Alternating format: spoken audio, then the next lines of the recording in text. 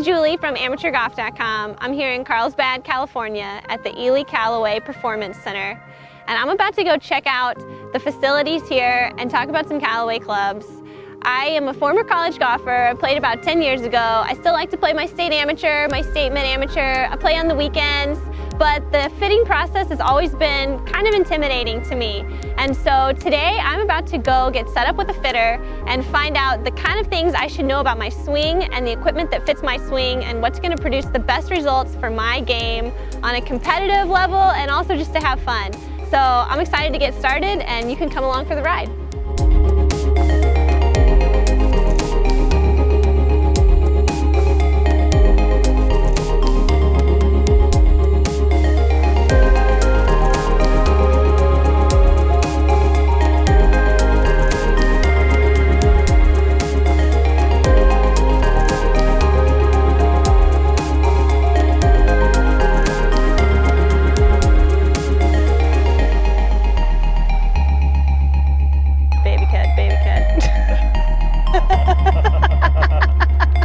Okay, never done this before. Yeah, it's a little bit. If you pick the first one, we'll do it again. Everyone seems to spell it. Okay. First time.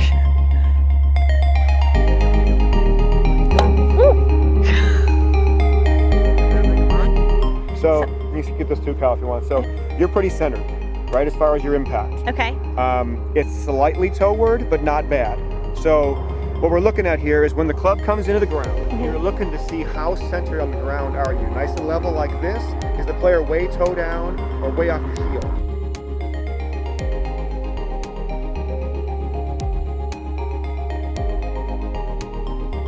Carries a lot better. Okay, excellent. Again, it's the hybrid. So the hybrid relative to an iron, as you get depth back from the face, right? Like a hybrid's deeper, you get a deeper center of gravity and more spin. Okay. What it comes down to. So you'll have a more playable shot with a hybrid versus a long iron. Yeah. And you're not alone.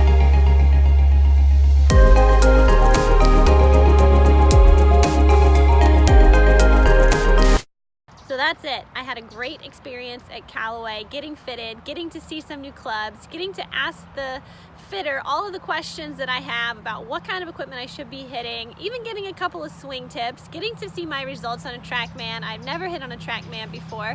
And my advice would be, if you find yourself in that position, ask questions. The TrackMan is going to spit out a lot of numbers, and if they don't make sense to you, ask what they mean and ask how you can get better and ask what it's saying about your swing. I came out knowing a lot more about my swing and what kind of equipment is going to serve me best, thanks to a great afternoon at Callaway.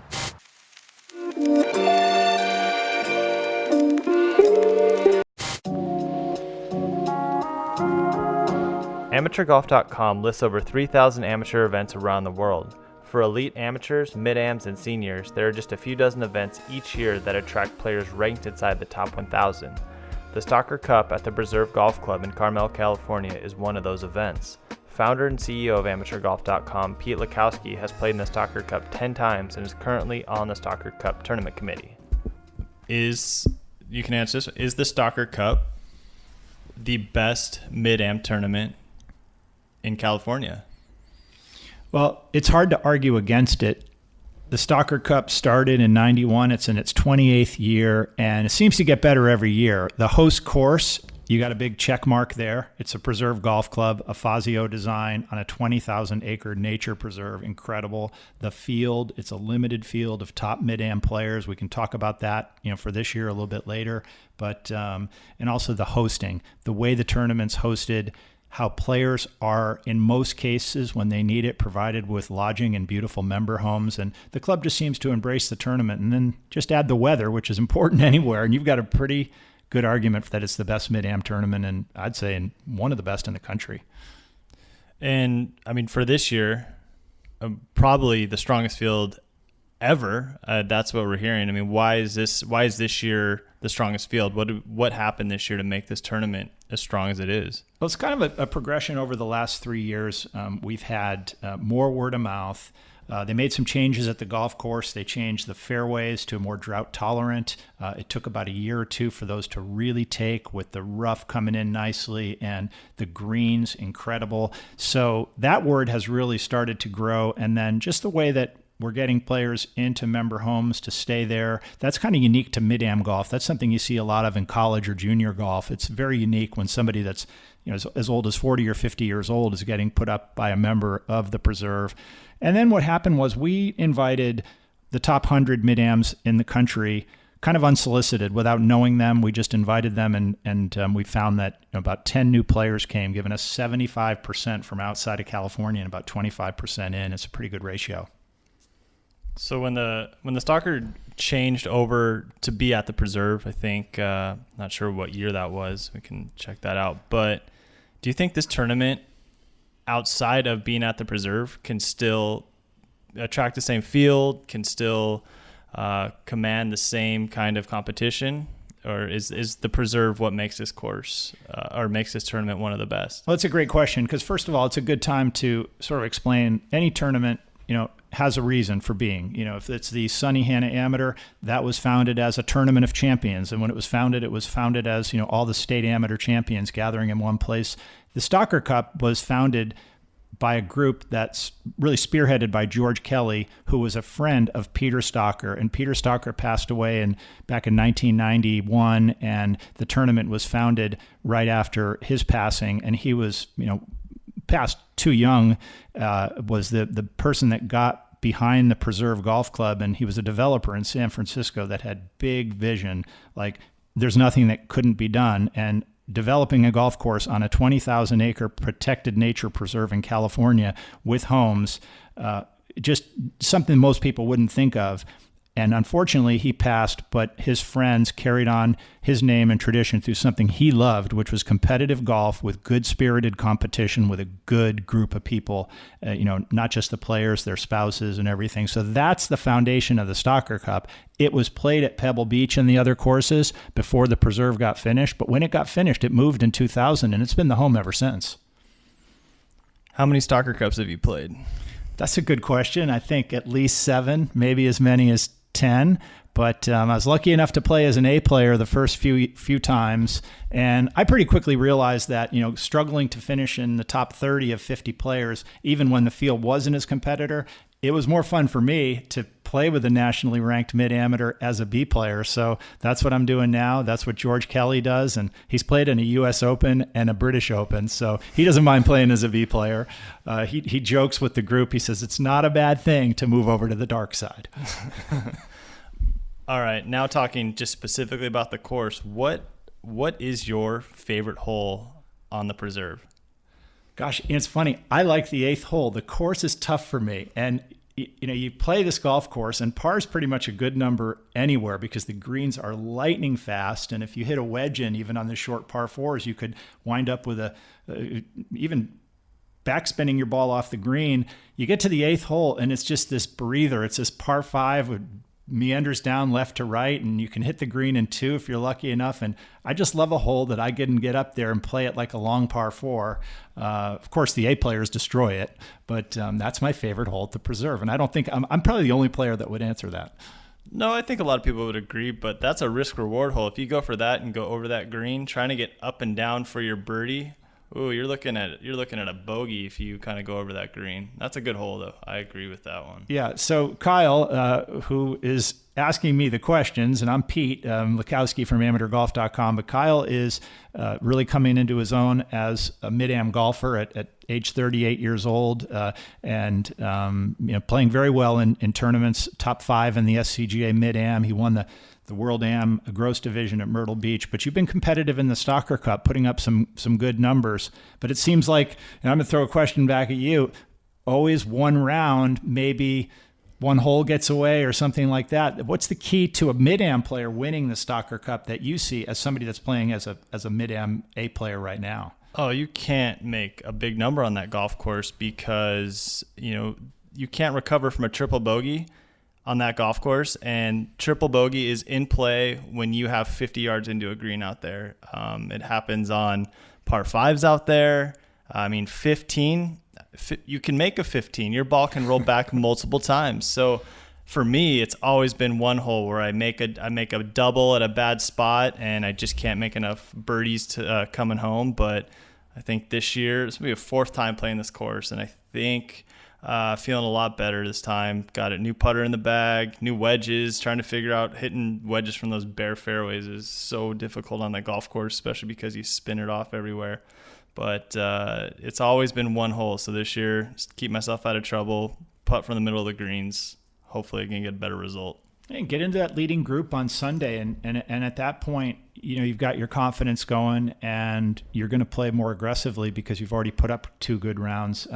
We've got just looking at the field, it's no surprise some of these players that have contended in the Stalker Cup. I mean, Joe Duraney's a past champ.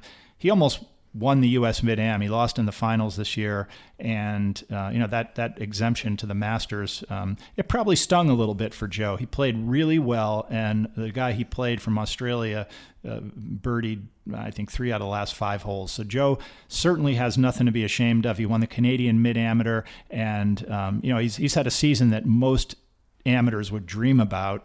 He would love to be in the Masters because that would be incredible. Obviously, who wouldn't want to play in the Masters? But he's still young. He's got a chance. And, he's joined by players like, you got to look at John Sowen, who loves the preserve, lives in Pebble Beach. He's the VP of golf at Pebble Beach, and he's our defending champ.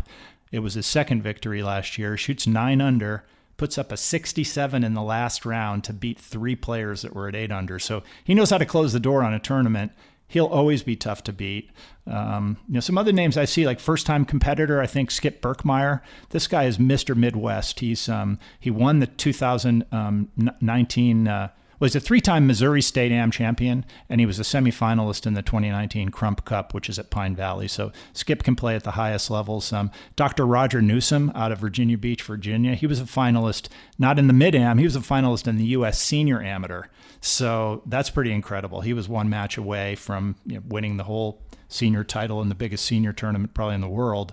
And he is right there. And then we've got a couple players like Philip Lee and Derek Meinhardt. These guys have won Mid-Ams in their state. Kenny Cook, who is my partner, he won the Indiana State Mid-Am, and he and I kind of yin and yang pretty well out there. But I think the stat that's most amazing is 21 of the 48 players have won their state Mid-Am in 15 different states. So, just get your arms around that one. That's a good playing field.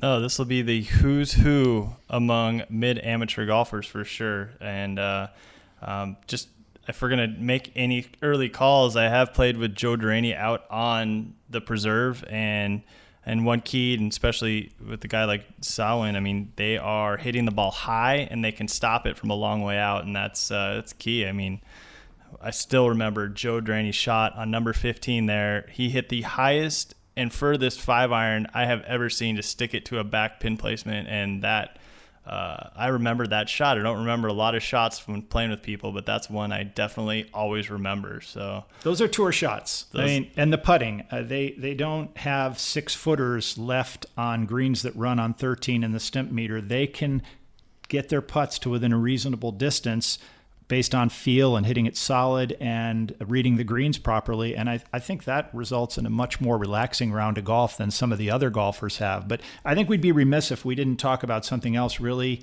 unique about the Stalker Cup, which is really that it's the only Mid-Am tournament that I know of that's played in the format of the AT&T Pebble Beach. I mean, you've got some similar tournaments. You've got the Whisper Rock National Invitational, which plays a team format, but there's no individual championship there. Here you've got an A and a B, and the B player is either invited by their A player partner, or we match them up based on some of the regulars that play in the tournament every year, like Peter Stalker's son, Eric, for example, or George Kelly. And these players get matched up with some of the A's that come along. And then they're playing like the Pebble Beach Invitational. They've got a nice team thing going while the A player keeps his score. And also it's a gross and net team competition. So I don't think the AT&T has a gross competition, but this one does, and it's just as important as the net. So we had 23 under gross won last year. These guys could have won any best ball tournament at 23 under. And the B player is supposed to be, theoretically somebody with a single-digit handicap, but not at the level of the A's. And our average handicap of the Bs this year is 2.9.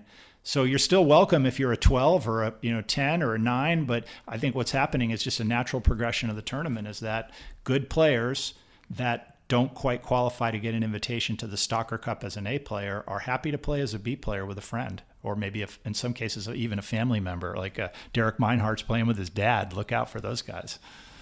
Well, I'm excited for the Stalker Cup. It's one of my favorite events of the year, and this year we're gonna do our best to get some great video, get some great pictures, have some good stories from there, and hopefully a lot more coverage. And we'll be talking to some of the best AMs in the country that they will all be there. So we'll be bringing all that stuff to you on amateurgolf.com. It's October 24th through 26th, and the website's stalkercup.com, and we'll see you there.